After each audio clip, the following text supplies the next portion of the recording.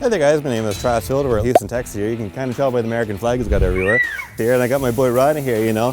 Top-notch welder here, you know. He's kind of pushed me out of the shot. He was like, there can only be one, but... So Travis, today we're going to be doing this 20-inch carbon TIG root, and you're going to knock it out. Oh, it's going to be awesome. And don't forget to check out weldlife.com to shop all welding gear shown in this video. Okay, so essentially what we will be doing is I'll be taking care of the left-hand side, and Ronnie is going to be taking care of the right-hand side there. And we'll use the tack here as a pivot point, and we'll kind of walk the cup, and then once I do a little bit of run here, Ronnie will start doing his side, and I might jump over and start doing my side. So essentially what I'm doing here is, this is a 6G, same as a 2G, so with gravity, I will always have the fill metal, the tip of the fill metal, always at the uppermost portion of the bevel, and I'll continuously feeding on the carbon steel. I'll be continuously feeding up to the top there, and while I'm continuously feeding up the top bevel there, I'll kind of use a TIG torch to kind of bring it down. So you'll see me feed, and then bring it down. Feed, bring it down. And while I'm with the TIG torch, I'll go up, down, up, down, up, down, up. And that's basically what I'm doing. So I go up, feed. And while the fill metal is still continuously fed and held in there, I'll move it down. Back up, feed, back down. Back up, feed, back down. And that's basically what I'm doing on the 6G and a 2G. Okay, so as you can see here, you see at the uppermost I can feed, and then drag it down. Go back to the top, feed, drag it down. Go back, feed, drag it down. Basically, I'm just getting a lot of buildup here. And if I break surface tension, then it means I haven't added enough metal at the top there, enough to kind of drag it down. And also, if you see how sluggish the weld puddle is, this is a S-2, but I'm just going to add to the top there, drag it down.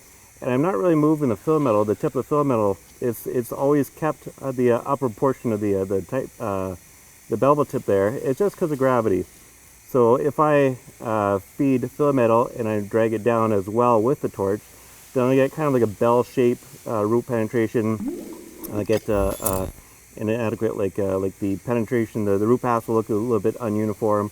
But this way, it just keeps the fill metal, or sorry, the weld puddle where it's at, and makes a really nice root pass. But just pay attention to where I'm adding the fill metal. It's always up the upper portion of the tip here.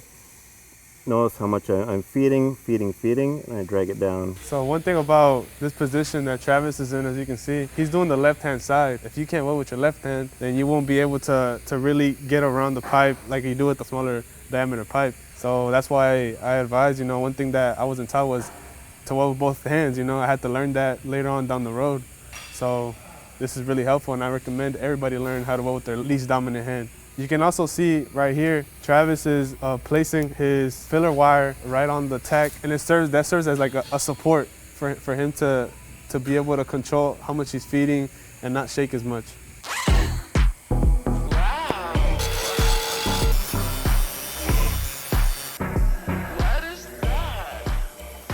Ronnie's just coming off the bottom side here, and he's starting in. He's going to start adding the fill metal. See, Ronnie, he's only 20 years old, but when he hits 25, we're going to have to call him Ron. I thought it was only myself welding. I didn't really, you know, the camouflage hood here, you can't even see another welder. It's just me here. I don't know if you can tell right here, but I have a pretty big gap. So I'm making sure that I'm not staying too long in the middle, because then I'm just going to touch the tungsten on that puddle. So what I'm doing is I'm kind of moving the rod just a bit. That way I can kind of bridge that gap, it helps bridge that gap just a little more. And I'm also making sure that I'm continuously feeding, because just like Travis said, you don't want to break that surface tension, because then that puddle's just gonna drop and sag a little bit. So I'm making sure that I'm moving quick, just continuously feeding it, just to have a nice little uniform root. Trying to be gentle with that rod. One thing that you have to remember with pipe like this, and honestly pipe in general, is that as you're progressing on the pipe, the gap is gonna start getting really tight on you. Don't be afraid to just open it up. Me and Travis are running a loose 1/8 gap right here. Start with the 32-inch, you know, depending how you feel, and start with that. That way you don't jump to a 1/4 inch and you open the gap up too much, and then rebevel it, because you're gonna put a little bit of a landing on there. So what you can do is you can get that 1/8 disc right here, open it up, get a 32-inch, and then rebevel it. So there's another technique I was taught by a person named Mike Ho, who's my superintendent, a really good welder. He's better welder than I am. He's even better looking too, you know. But so the technique he was showing me is that, like, you know, say if you're kind of feeding and you're kind of you know, like no man's land, you could be free floating here. Well, you could either like brace the fill metal against one edge there and kind of use that as a pivot point, or you could just take some tape, let's see here, poke it in, use that kind of like a pivot point. So you see how I have all this control? So that's just like another technique a person can use, you know, for pivoting control and controlling the fill metal. So, yeah. Cool. Hey, hold up, Travis, hold up. Hey man, what hood is that? Oh. I noticed it. I'm glad you asked. Yeah, well, you see, I'm using the custom chopped WeldTube helmet, you know, that only Ronnie and I have because we're special and everybody likes us. So eventually you'll get one, eventually, but you know, we're numero uno over here. Unreleased hoods then. Yeah. Oh wow. I can barely even see Ronnie because he has got the camouflage there, you know. I sometimes look around like, where'd Ronnie go? You gotta get the camera. You know, so, you know. Look at that. Yeah. Look at that. Get yourself one when it comes out. Hey, where can I get them at? Oh, WeldLife.com. Yeah. So basically what I'm doing here is I always look at the tungsten stick out, and I probably have to change the tungsten because there's slight oxide on the end there, but whatever. But so I'll have the tungsten where it's like, it's almost, the torch is almost perpendicular at the bottom here, so I can have it close but not touching the weld puddle. I can kind of move, and I can have it where, you see, if my tungsten is too long, then I have to go really extreme angle, and it risks the chances maybe the weld puddle will drop down, but it heats up the tip of the fill metal here. Whereas the game plan, what you kind of want to do is you want to kind of heat up the weld puddle itself and have the fill metal being continuously fed into the weld puddle. And it's a weld puddle that breaks down the fill metal, not the heat, not the energy from the tungsten here being pointed at the fill metal. That you don't want to do. So anyway, so I'm using like a 3/16 gap here, and I'll be just kind of walking, and I'll extend my tungsten out a little bit so I can kind of more of a uphill, more of a forehand technique. I'll just be kind of walking, and then I'll be like using this kind of technique, upper portion of the pipe here, constantly, continuously feeding, and this is just kind of what I'm doing.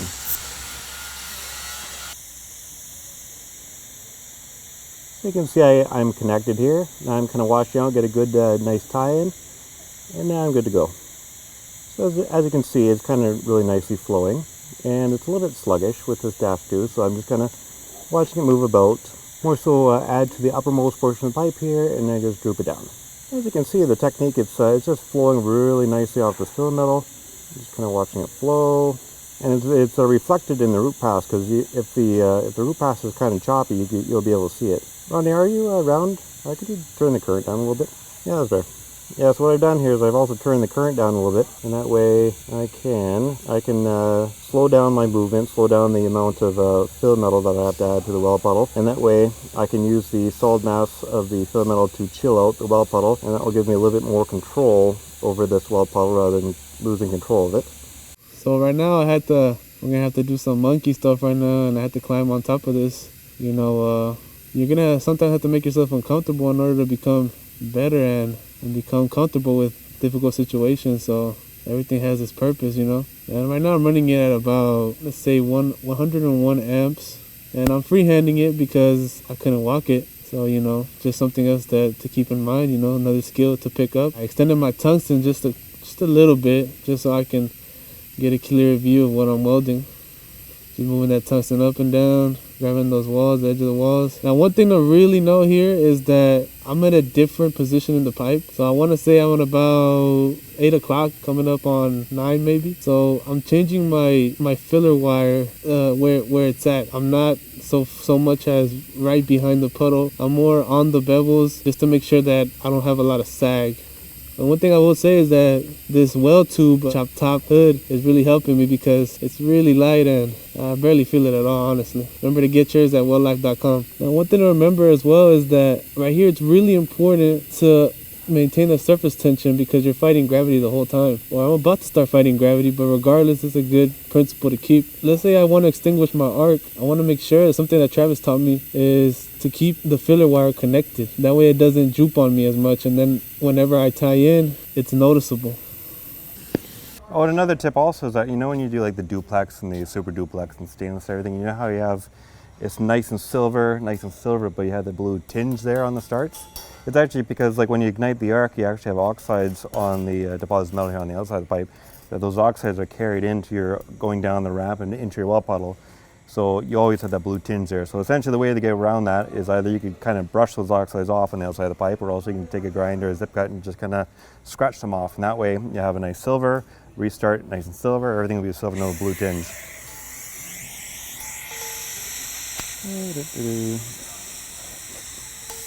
I'm just kind of go up, gently kind of preheat everything here so I can get a good tie-in.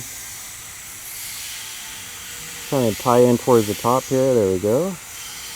Nice, gently kind of wash out the tie-in, make sure it's a nice tie-in. And then I can start feeding in. Now the problem with the carbon steel, and one of the reasons why it becomes difficult, is because you have about 4 to 7 seconds to commence your root pass and start getting deposition. Basically get the filler metal going. Otherwise you'll start getting porosity, the atmosphere will rush in, you get porosity. So it does help to thin out your starts. That way it breaks down the restart from a solid to a liquid very quickly. Cuts down the amount of time in order to do that, so you can commence getting your root pass going, and that way you will not get porosity. And once again, I'm just kind of watching the filler metal. I'm taking my time here. It's not a lot of current. It's kind of a very modest, controllable welding current.